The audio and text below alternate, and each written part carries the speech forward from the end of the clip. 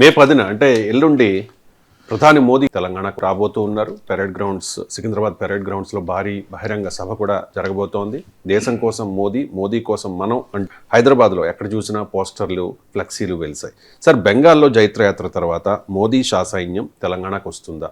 బెంగాల్లో విజయం తర్వాత BJP focus and target Telangana అయినా? ఖచ్చితంగా అవుతుంది, దాంట్లో డౌట్ లేదు. బీజేపీ ప్రత్యేకత ఏంటంటే రాజ్నాథ్ సింగ్ 2014లో స్టేట్మెంట్ ఇచ్చారు. నేను మోడీని కలిశాను, అప్పుడు బీజేపీ ఆల్ ఇండియా ప్రెసిడెంట్ అనుకుంటాను నాకు గుర్తున్నంత వరకు.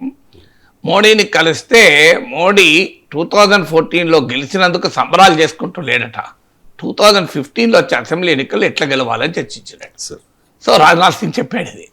సో 2014లో గెలిచి ప్రధానమంత్రి అయినప్పుడు ఆయన దృష్టి ఆ మూమెంట్ని ఎంజాయ్ చేయడం మీద లేదు, నెక్స్ట్ మూమెంట్లో మళ్ళీ ఎలా గెలవాలి, అది మోడీ ప్రత్యేకత. బీజేపీ 2015లో అసెంబ్లీ ఎన్నికలు వస్తున్నాయి, దానికి ఎట్లా గెలుద్దాం అని చెప్పి రాజ్నాథ్ సింగ్తో చర్చలు జరిపాడట. సో అందువల్ల మీకు బీజేపీ ఆ రకమైన ఫియర్స్ పాలిటిక్స్ జరుపుతుంది కనుక ఈ దేశంలో ఇప్పుడు 21 స్టేట్స్లో అధికారం ఉంది. 72% ఆఫ్ ఇండియా, భారతదేశంలో 72% ఇలా బీజేపీ పాలనలో ఉంది. మిగతా ఏ పార్టీలు కూడా దరిదాపుల్లో కూడా బీజేపీ లాగా కార్యాచరణ లేదు, బీజేపీ లాగా వ్యూహరచన లేదు, బీజేపీ లాగా రాజకీయాల ఇంటెన్స్ యాక్టివిటీ లేదు, బీజేపీ లాగా వేగంగా సృజనాత్మకంగా నిర్ణయాలు తీసుకోవడం లేదు. అందువల్ల ఇలా బీజేపీ స్థాయిలో ఉంది. అందువల్ల ఖచ్చితంగా తెలంగాణ పైన కాన్సన్ట్రేట్ చేస్తారు, చేయకుండా ఎందుకుంటారు. సో బెంగాల్ మిషన్ 7 స్టేట్స్ అని వాళ్ళు పిలిపించారు.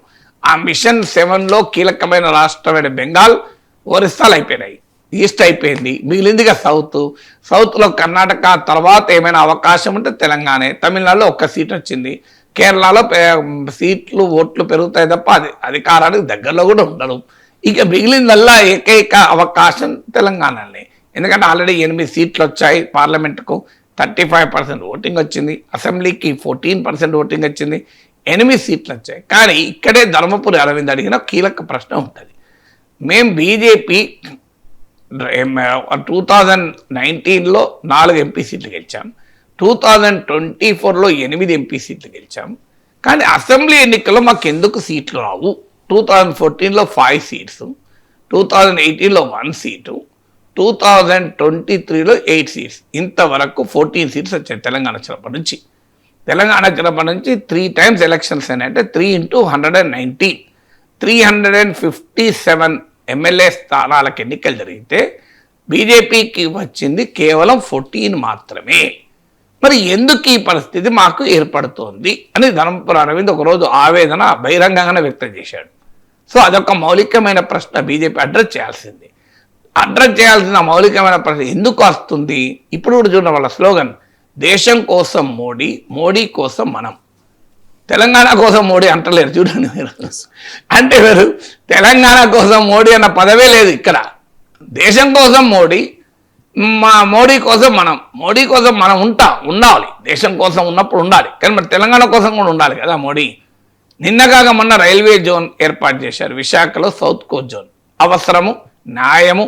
ఎందుకంటే రాష్ట్ర పునర్వ్యవస్థీకరణ చట్టంలో ఇచ్చిన ప్రామిస్, దీర్ఘకాల 40 ఏళ్ల డిమాండ్ అది. అందులో ఎవరికీ అభ్యంతరం ఉండాల్సిన అవసరం లేదు.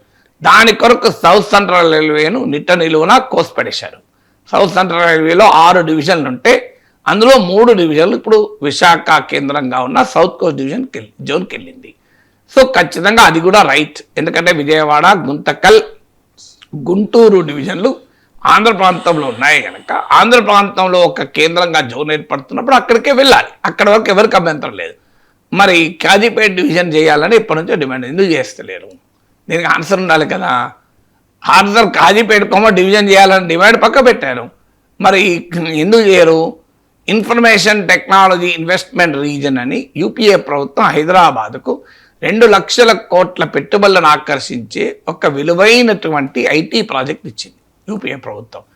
దాన్ని అమలు చేయమని డాక్టర్ లక్ష్మణ్ బీజేపీ రాష్ట్ర అధ్యక్షుని హోదాలో అప్పటి ఐటీ శాఖ మంత్రి రవిశంకర్ ప్రసాద్ కలిసి, మీరు గూగుల్ కొట్టని వస్తుంది, doctor Laxman appeal to Ravishankar Prasad అని ఐటీఐఆర్ అమలు చేయండి అని అడిగారు. ఎందుకు చేయలేదు ఐటీఐఆర్ స్కీమ్ ఇప్పుడు లేదు, అంతకన్నా వేరే చేస్తాం. వేరేది ఏం చేశారు చెప్పండి? ఐటీఐఆర్ స్కీమ్ లేదు, ఓకే. అంతకన్నా పెద్ద స్కీమ్ ఏదైనా హైదరాబాద్కి ఏమి ఇచ్చారు? 2. 3, హైదరాబాద్లో మీకు ప్రపంచంలో ఉన్న టాప్ కంపెనీస్ అన్నీ హైదరాబాద్లో ఉన్నాయి. మైక్రోసాఫ్ట్, గూగుల్, అమెజాన్, ఇండియాలో టాప్ కంపెనీస్, విప్రో, ఇన్ఫోసిస్, దేశంలోనే పేరెన్నికన్న ప్రభుత్వ రంగ సంస్థలు బిహెచ్ఈఎల్, ఈసీఐఎల్, దేశంలోనే గౌరవించదగ్గ పరిశోధనా సంస్థలు డిఆర్డిఓ, ఐఐసిటి, సిసిఎంబి, ఇన్ని ఉన్నాయి కదా. ఐఏఎం ఎందుకు ఉండదు? ఇండియన్ ఇన్స్టిట్యూట్ ఆఫ్ మేనేజ్మెంట్ ఎక్కడెక్కడ రాంచీలో ఉంటుంది, డెహ్రాడూన్లో ఉంటుంది, చిన్న చిన్న ప్లేస్లో ఉంటుంది. మరి ఐఎం హైదరాబాద్ ఎందుకు ఉంటుంది?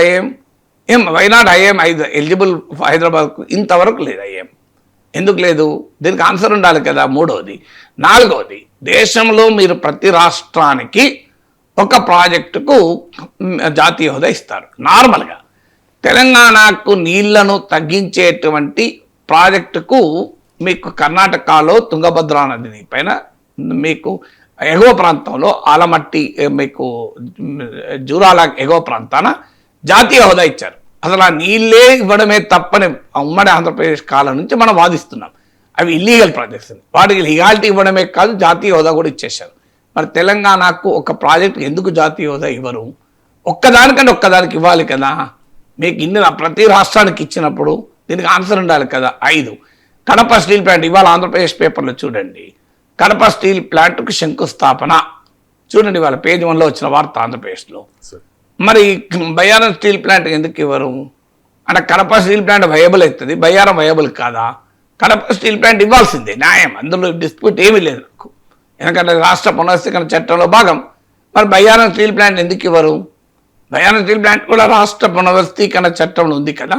స్టడీ ద ఫీజిబిలిటీ అన్నాం కనుక ఫీజిబిలిటీ స్టడీ చేసి సాధ్యం కాదంటున్నారు. కడపది సాధ్యమైనప్పుడు బయ్యారం సాధ్యం కాకపోవడానికి కొన్ని అడ్డంకులు లేదు చెప్పండి. దానికి బేసిస్ ఉండాలి కదా. అంటే అక్కడ డబుల్ ఇంజన్ సర్కార్ ఉంది, మా ప్రభుత్వం ఉంది కనుక ఇస్తాం, ఇక మా ప్రభుత్వం లేదు ఇవ్వం అంటే అది మరి మోడీ కోసం తెలంగాణ ప్రజలు మనమని ఎందుకు అనాలి? దీనికి ఆన్సర్ ఉండాలి కదా. 5వది, ఇలా మీకు ఒక్కటి కాదు, మీకు తెలంగాణ ప్రాంతంలో మీకు ఉండే అనేక ఇష్యూస్ పైన what is the stand of BJP? So ఇవన్నీ డిమాండ్ కదా. ఓ భద్రాచలంకి ఒక 500 కోట్ల ప్యాకేజ్ ఇచ్చి మీరు అయోధ్యను డెవలప్ చేశారు కదా, చాలా గొప్పది, అవసరం కూడా. మీరు ఏ హెరిటేజ్ సిటీ స్కీమ్ కిందనో ఇంకో ప్రసాద్ స్కీమ్ కిందనో ఏదో ఒక స్కీమ్ కింద భద్రాచలంకి ఒక 500 కోట్లు ఇవ్వండి. ఎందుకంటే రాములవారు నడియాడిన పవిత్ర భూమి కదా. ఎందుకు ఇవ్వరు? భద్రాచల రాములవారు కాదా? రామభక్తుల పాలనలో కూడా మా భద్రాచల శ్రీరామచంద్రుడికి ఎందుకు వివక్ష జరగాలి? పోనీ డబ్బులు ఇవ్వకండి, 5 పైసలు ఖర్చు లేదు. రాములవారేమో తెలంగాణలో ఉన్నారు, రాములవారి భూములోమో ఆంధ్రలో ఉన్నాయి, అందువల్ల ఆ 5 గ్రామాలు తెలంగాణకి ఇవ్వండి అని అడుగుతున్నారు. కన్నాయగూడెం, ఏటిపాక, ఈ 5 గ్రామాలు, ఈ 5 పిచ్చుకలగూడెం, పాడు, ఇవన్నీ 5 గ్రామాలు. ఈ 5 గ్రామాల ప్రజలు పోరాడుతున్నారు. మరి వారికి ఇవ్వడానికి వాళ్ళకి అభ్యంతరం లేదు, ఆంధ్రాకి నష్టం లేదు, తెలంగాణకు లాభం కాదు. భద్రాచలం రాములవారి కొరకు ఇవ్వమని అడిగితే ఇంతవరకు 5 గ్రామాలు ఇవ్వడం లేదు. కానీ రాష్ట్ర విభజన జరిగిన వెంటనే రాష్ట్ర పునర్వ్యవస్థీకరణ చట్టానికి సవరణ చేసి పోలవరం ముంపు మండలాలుగా పేర్కొనబడిన ఖమ్మం జిల్లాలోని 7 మండలాలను ఆంధ్రకు ట్రాన్స్ఫర్ చేశారు కదా. తెలంగాణ నుంచి ఆంధ్రకు 7 మండలాలు ట్రాన్స్ఫర్ చేసి దాంతో ఒక జల విద్యుత్ ప్రాజెక్టు కూడా ట్రాన్స్ఫర్ చేసినప్పుడు 5 గ్రామాలు తెలంగాణకు రిటర్న్ ఇవ్వడానికి అభ్యంతరం ఏంటి అని అడుగుతున్నా. ఆంధ్రలో కూడా అభ్యంతరం లేదు కదా. ఆ 5 గ్రామాల ప్రజలు జిల్లా హెడ్ క్వార్టర్స్ పోవాలంటే 100 బోర్డు దూరం పోవాలి కదా. మరి ఎందుకు ఇవ్వరు? ఇన్ని డిమాండ్లు, ఇవి న్యాయమైన కావచ్చు చెప్పమనండి బీజేపీ నాయకునికి ఎవరికైనా. ఇది న్యాయమైన డిమాండ్లు కాదు మీరు చెప్తున్నవి, ఇవి హైదరాబాద్కి ఇవన్నీ అనవసరం, తెలంగాణకి ఇవన్నీ అనవసరం అని చెప్పండి. సో దీనికి ఆన్సర్ ఉండాలి కదా. సో అందువల్ల ఖచ్చితంగా తెలంగాణలో బీజేపీ పెరగటానికి వ్యూహరచన చేస్తుంది, దానికి ఏం అభ్యంతరం లేదు. ఆ పార్టీకి ఉన్న హక్కు, అది చేయొచ్చు. ఖచ్చితంగా తెలంగాణ పైన ఫోకస్ పెడుతుంది. తెలంగాణపై ఫోకస్ పెట్టే క్రమంలో తెలంగాణ రాష్ట్ర పార్టీలో ఐక్యత లేకపోవడం, సంస్థాగతంగా బలపడలేకపోవడం, ఒక బలమైన నాయకత్వం లేకపోవడం, అంతర్గత కుమ్ములాటలు, ఇవన్నీ తెలంగాణ బీజేపీలో సమస్యలు. అవి వాళ్ళ పార్టీ అంతర్గత సమస్యలు, వాళ్ళు పరిష్కరించుకోవచ్చు, చేసుకోవచ్చు. అది కానీ తెలంగాణ ప్రజలకు చేయాల్సినటువంటి పనులైతే ఉన్నాయి కదా, వాటి విషయంలో ఎందుకు ఒక సింపుల్గా అడుగుతున్నారు. తెలంగాణలో డిఫెన్స్ కారిడార్ ఇవ్వండి అని అడుగుతున్నారు. డిఆర్డిఓ దేశంలో చంద్రయాన్లో భాగం, అగ్ని మిసైల్లో భాగం, అలాంటి డిఫెన్స్ డిఆర్డిఓ ల్యాబ్స్ ఉన్నాయి ఇక్కడ. మీరు బుందేల్ఖండ్లో డిఫెన్స్ కారిడార్ ఇచ్చారు, మీరు అధికారంలో ఉన్న ప్రాంతం అని. డిఆర్డిఓ డిఫెన్స్ కారిడార్ తెలంగాణ ప్రాంతంలో ఎందుకు ఇవ్వరు? మీకు దానికి ఆన్సర్ ఉండాలి కదా. సో మీకు ఇలా అనేక రకాల డిమాండ్లు ఇప్పటికీ పెండింగ్లో ఉన్నాయి తెలంగాణవి. సో ఇన్ని డిమాండ్లు ఇప్పుడు నేను కొన్ని మాత్రమే చెప్పాను, మీకు ఇంకా చాలా ఉన్నాయి. సో ఇవన్నీ న్యాయమైన డిమాండ్లు కాదు అని చెప్పమనండి. ఎందుకు మరి బుందేల్ఖండ్కు డిఫెన్స్ కారిడార్ ఇచ్చినప్పుడు డిఆర్డిఓకు డిఫెన్స్ కారిడార్ హైదరాబాద్ తెలంగాణకి ఎందుకు ఇవ్వకూడదు? సో మీకు తెలంగాణ ఇక్కడ గెలిపించారు కదా, సికింద్రాబాద్ నియోజకవర్గం నుంచి కిషన్ రెడ్డిని గెలిపించాం, ఐఏఎం ఇవ్వండి అని అడుగుతున్నాం. మల్కాజ్గిరి నుంచి బీజేపీని రాజేందర్ని గెలిపించాం, డిఫెన్స్ కారిడార్ ఇవ్వండి ఆయా ప్రాంతంలో అంటున్నాం. బండి సంజయ్ని కరీంనగర్ నుంచి గెలిపించాం, అక్కడ ట్రిపుల్ ఐటీ ఇవ్వండి అని అంటున్నాం. ఏంటి అభ్యంతరం? సో దీనికి ఆన్సర్ ఉండాలి కదా.